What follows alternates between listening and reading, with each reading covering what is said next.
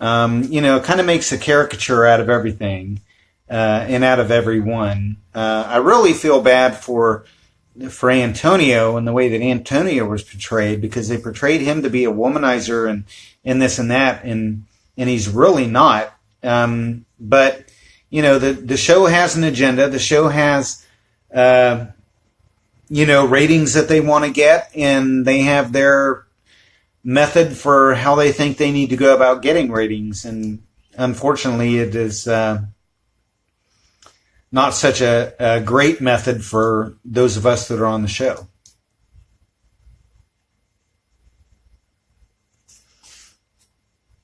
Yeah, they do it for the views. They do it for the views. As long as the advertisers pay big bucks to advertise during that show, they will continue to operate under that format. Did TLC script anything? Well, no, they didn't script things necessarily. I mean, they had us go to different locations and stuff like that. Like when Abby and I went to the voodoo temple, that was not something that we wanted to do. Abby didn't believe in voodoo, and I don't believe in voodoo, and we really did not want to go. But the show convinced us, you need to go. We want this to be a cultural thing to show, because voodoo is part of Haiti's culture. And so we agreed to do it. And then, the ambush thing that happened with Mambo Gladys happened. And so was it scripted? I don't know if it was scripted, but it was kind of an ambush thing. They do a lot of editing now. They do a lot of editing. Do they pay you to be on the show? Well, yeah, they pay you to be on the show, but it's not very much. I'm not allowed to say what it is that we get paid, but trust me, it wasn't even enough to cover my expenses for the first trip to Haiti, let alone the second trip.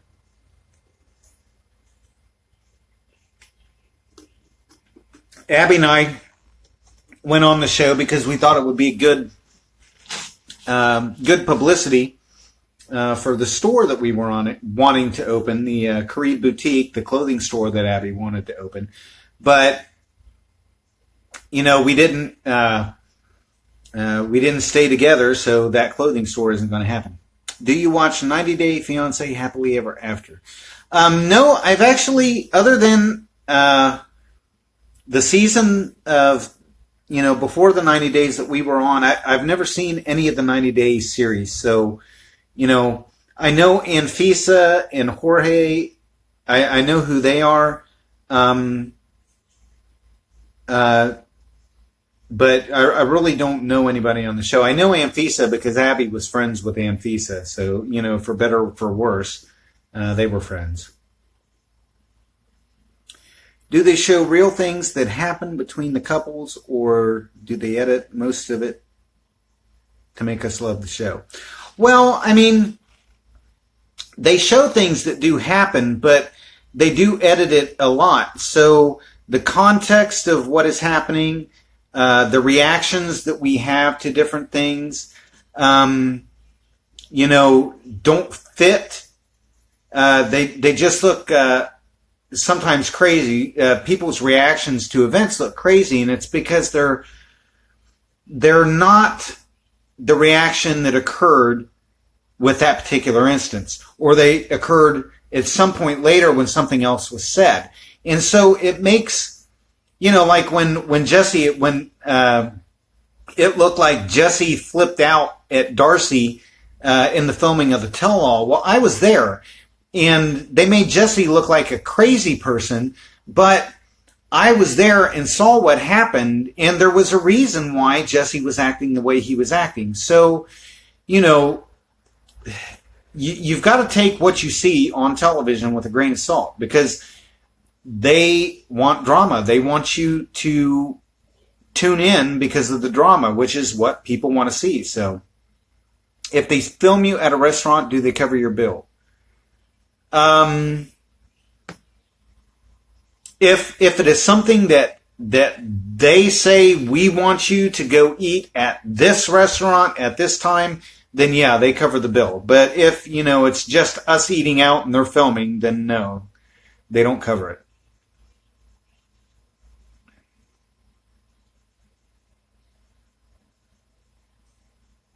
Uh, well, cans, that's possible. How goes the renos? Well, the renos are going really well. Mommy of two. The thing is, everybody's life is crazy to some extent. And then with the editing of the show, it just makes it look that much more crazy. But I mean, there's nothing special about my life that people would want to follow me. It's just that I was on television, and when you're on television, people watch, and when they watch, they become vested in what's going on in your life, and so they start following you. I've had people that follow me on Instagram that will send me messages and say that they're going to stop following me because I'm boring. And I'm like, well, yeah, I am boring. You're right. I'm absolutely a boring person. I'm just a normal guy. And if you don't want to follow me, then don't follow me. But if you do, then go ahead. Posh, I was doing some priming tonight. I was priming walls. We've got all the drywall done, and so I was priming some of the drywall and getting ready for painting. If you find somebody else you love, would you be on the show again? I don't know. I mean, that I've thought about that. If it was like a happily ever after sort of thing, where they come down and see what's going on with me down in the Dominican Republic. But man, I don't know.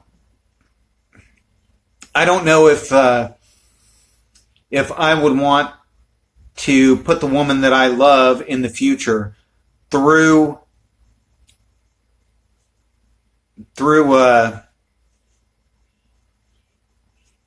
that kind of a thing. Okay, Posh. Hey, Kayla, how are you? Have we decided on the hardware? We have, I think, decided on like an, what do they call it? Antique bronze or oil rubbed bronze for the hardware in the bathroom. Yeah.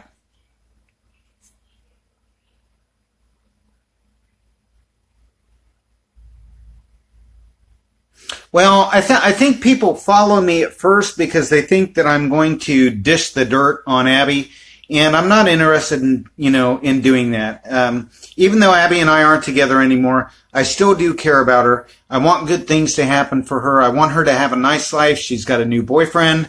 I hope that that they are able to have a nice life together.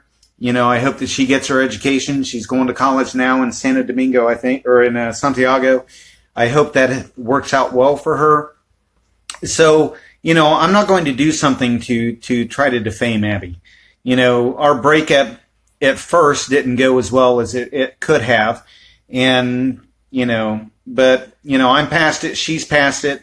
And no, we really don't talk. I thought I saw her on the live here at the beginning of the live, but I don't know. But no, we don't talk anymore.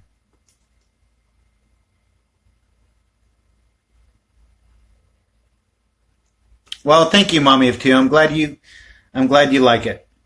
I'm glad it makes your day better. When do you plan to go to the DR? Well, I'm thinking. I was hoping to make it down by the end of July.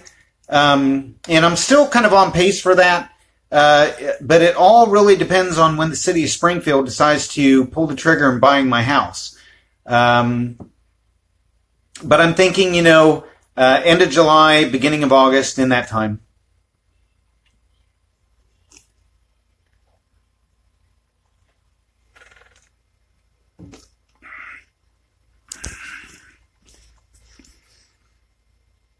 Well, Elm, I don't know that I'm necessarily sweet to Abby, but I try to treat everybody like I would want to be treated. I don't want to say bad things about Abby, and I don't want Abby saying bad things about me. That doesn't do anybody any good.